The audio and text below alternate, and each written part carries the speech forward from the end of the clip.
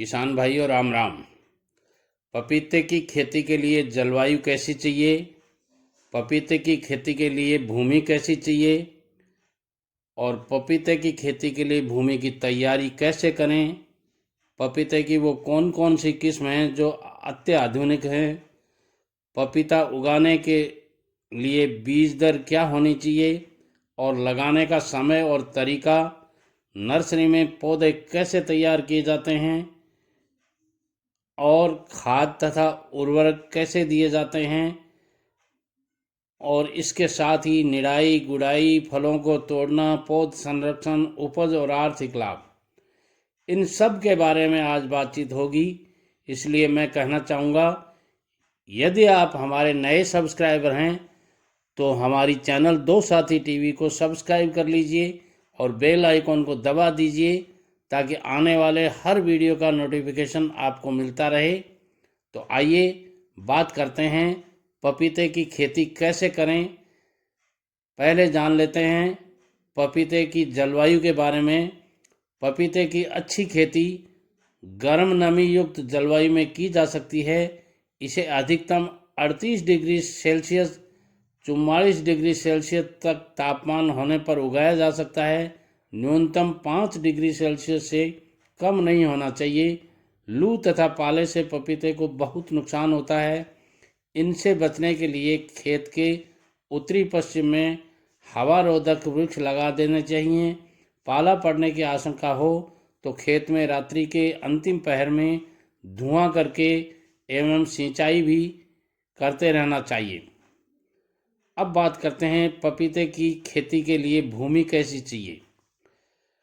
पपीते की खेती के लिए ज़मीन उपजाऊ हो तथा जिसमें जल निकास अच्छा हो तो पपीते की खेती उत्तम होती है। जिस खेत में पानी भरा हो उस खेत में पपीता कभी भी नहीं लगाना चाहिए, क्योंकि पानी भरे रहने से पौधे में कॉलर रोट बीमारी लगने की संभावना रहती है। अधिक गहरी मिट्टी में भी पपीते की खेती नहीं करनी चाहिए। अब बात करते हैं पपीते की खेती के लिए भूमि की तैयारी कैसे करें। खेत को अच्छी तरह जोतकर समतल बनाना चाहिए तथा भूमि का हल्का ढाल उत्तम है। 2x2 मीटर के अंदर पर लंबा चौड़ा गहरा खड्डा बनाना चाहिए। इन खड्डों में 20 किलो गोबर की खाद, 500 ग्राम सुपर फास्फोट एवं 250 ग्राम म्यूरेट ऑफ पोटाश को मिट्टी में मिलाकर पौधा लगाने से कम 10 दिन पूर्व भर देना चाहिए। अब बात करते हैं पपीते की कौन कौन सी किस्में हैं जिनसे पपीता अच्छा पैदा कर सकते हैं आप। इसमें पहली किस्म है पूसा मैजेस्टी, दूसरी पूसा जॉइंट, तीसरी वाशिंगटन, चौथी सोलो, पांचवी कोयम्बटूर, छठी हनीड्यू, सातवीं पूसा ड्वार्फ, पूसा डेलिशियस, सिलोन, पूसा नन्हा आदि प्रमुख किस्में हैं। इनके साथ ही अब बताते हैं पपीता उगाने के लिए बीज दर। 1 हेक्टेयर के लिए 500 ग्राम से 1 किलो बीज की आवश्यकता होती है। पपीते के पौधे बीज द्वारा तैयार किए जाते हैं। 1 हेक्टेयर खेती में प्रति गड्ढे 2 पौधे लगाने पर 5000 पौध संख्या लगेगी। अब बात करते हैं लगाने का समय और तरीका। पपीते के पौधे पहले रोपण में तैयार किए जाते हैं। पौधे पहले से तैयार किए गड्ढों में जून जुलाई में लगाना चाहिए। जहां सिंचाई का समुचित प्रबंध हो वहां सितंबर से अक्टूबर तथा फरवरी से मार्च तक पपीते के पौधे लगाने चाहिए।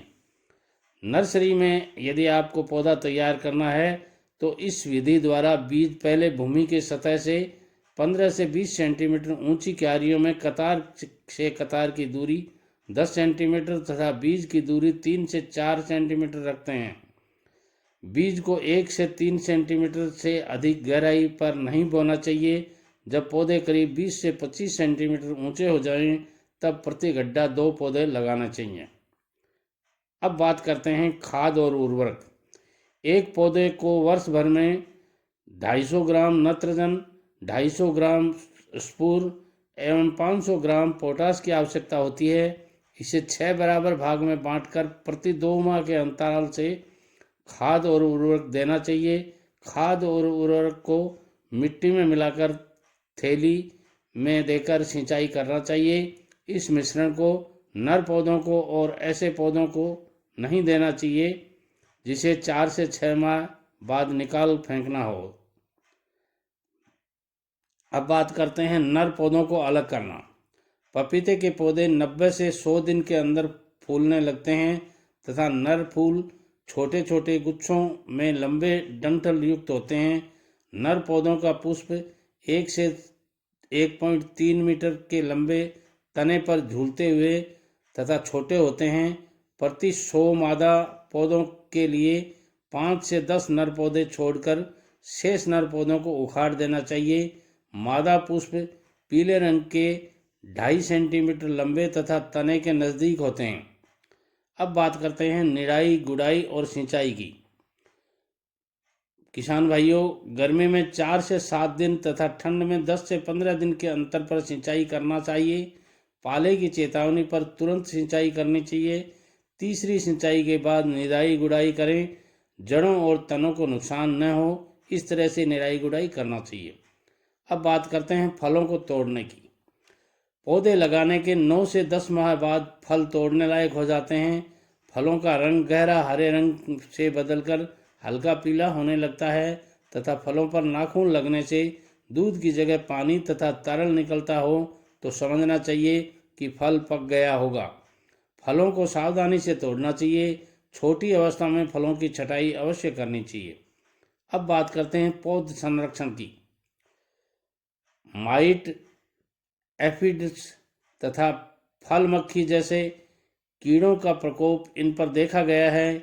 इसके नियंत्रण को मेटासिस्टाक्स 1 लीटर दवा प्रति हेक्टर की दर से तथा दूसरा छिड़काव 15 दिन में के अंतर से करना चाहिए।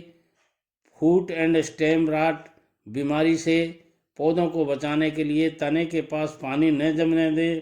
जिस भाग में रोग लगा हो वहाँ चाकू से खुरचकर बोरोपेस्ट भर देना चाहिए। पाउडरी मिल्ड्यू के नियंत्रण के लिए सल्फर डस्ट 30 ग्राम प्रति 10 लीटर पानी के हिसाब से 15 दिन के अंतराल में छिड़काव करना चाहिए। अब बात करते हैं पपीते के पौधे से उपज और आर्थिक लाभ। प्रति हेक्टर पपीते का उत्पादन 35 से 40 टन होता है। यदि 1500 रुपये प्रति टन की कीमत आंकी जाए तो किसानों को प्रति हेक्टर 34,000 रुपये का शुद्ध लाभ प्राप्त किया जा सकता है या हो सकता है। ये थी जानकारी पपीते की खेती कैसे करें इसके बारे में। यदि आपको इसी तरह की खेती से संबंधित जानकारियों की आवश्यकता हो तो हमारी चैनल दो साथी टीवी को सब्सक्राइब कर बेल आइकन को दबा दीजिए ताकि आने वाले हर वीडियो का नोटिफिकेशन आपको सबसे पहले मिलता रहे। मैंने पहले भी आपको कहा है, इस चैनल को सब्सक्राइब ज़रूर कर लीजिएगा। वीडियो पसंद आता है शेयर कीजिएगा, लाइक कीजिएगा और कमेंट्स के द्वारा हमें बताइएगा कि आज की जानकारी में और कौन से सुझाव रह गए जो आपको मिलने चाहिए थे। नमस्कार, जय श्री कृष्णा।